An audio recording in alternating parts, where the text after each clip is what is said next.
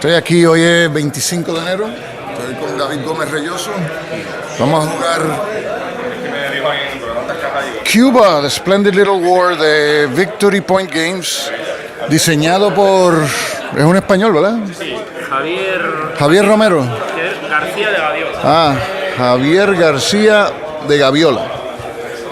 Okay, we're gonna play this game, Cuba, the Splendid Little War. I'm gonna be the Cubans. David is gonna be the Spaniards. He's played various times. I've played never before, so you can guess what the outcome's gonna be, but vamos a ver. Así que we're just placing the pieces on the board and we'll start pretty soon. Here we see the starting forces. The Cubans have 3 corps with Maceo and Gómez. Los cubanos empiezan con 3 cuerpos, con Maceo y Gómez. And the Spanish have 4 units, 4 unidades, por lo menos entre Oriente y Camagüey. Oriente and Camagüey. Ya no tenía nada más, para... Okay.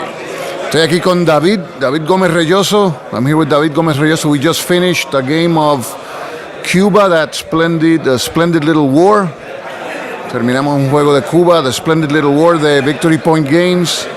David era los españoles y yo tenía los norteamericanos. So David was playing the Spanish and I was the US. And it came down basically to some card here that did not allow the Spanish fleet to make a surprise attack on the American fleet because of lack of coal. So David, can you talk about... I know it was not a pleasant experience for you because you planned that attack and... It was great. It was a great game because, I think that this is a splendid little war and a splendid little game. Very nice, especially because there are very few, maybe the only war game about the War of Independence, but before the United States intervention. Yes. So it's very interesting. The first part, you have to fight against the Cubans, who is basically a counter-insurgents. The guerrillas, very difficult. You have to find them, you have to fight them. They are burning the fields. You need troops. You need to maintain to keep your public support. It's great. It's with very simple mechanism, but very nice, very enjoying. Because Jose Stuka was very close to winning the game with the Cubans, but suddenly I was able to recover.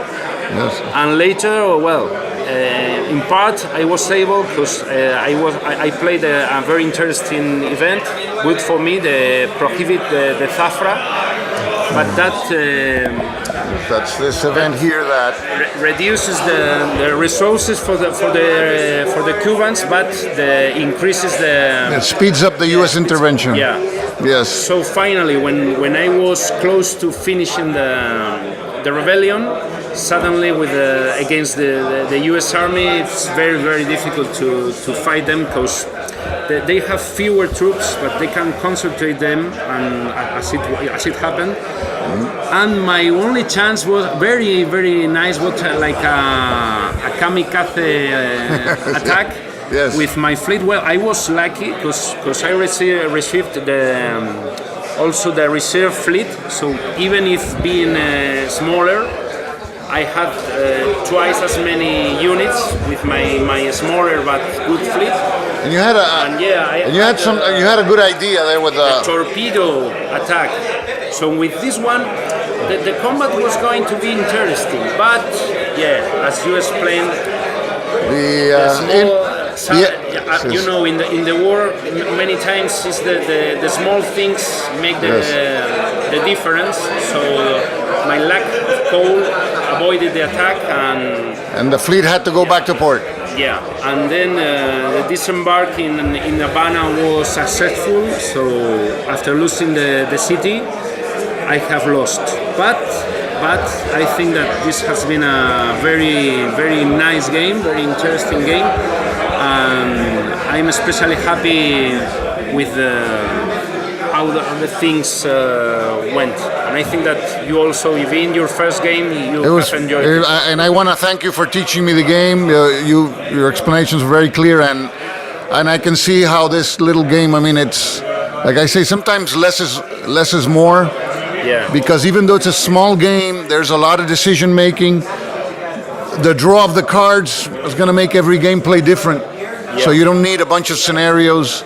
And I mean, the game was about to end with the Cubans at a point in time, and then it took a nasty swing that then you almost won before the United States came in also. Yeah. Because you almost eliminated, if you eliminate the last Cuban... Yeah. This is the Cuban army. Yes, the General Gómez with a pair of friends. Yes, that was left. Hiding in the jungle.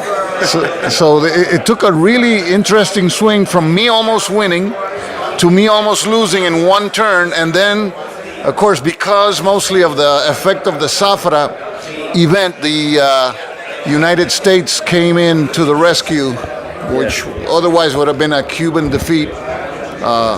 So it's a very, very well done game, and as you say, it starts not with the American intervention, but with the Cubans fighting it out, which is rare.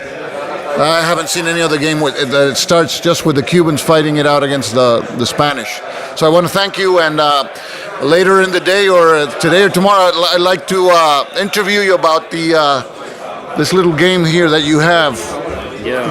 This is a new edition, Crusade Revolution. You see that big box? There's a reason for the big box, so I don't want to give any spoilers. The box now? Yeah, the box is big, and it's because everything else in the game is big and very nice, and we'll show that later on. So I want to thank you, David. I had a great time. Thank you so much. It's been a pleasure. Okay, nice playing with you and meeting you. Okay.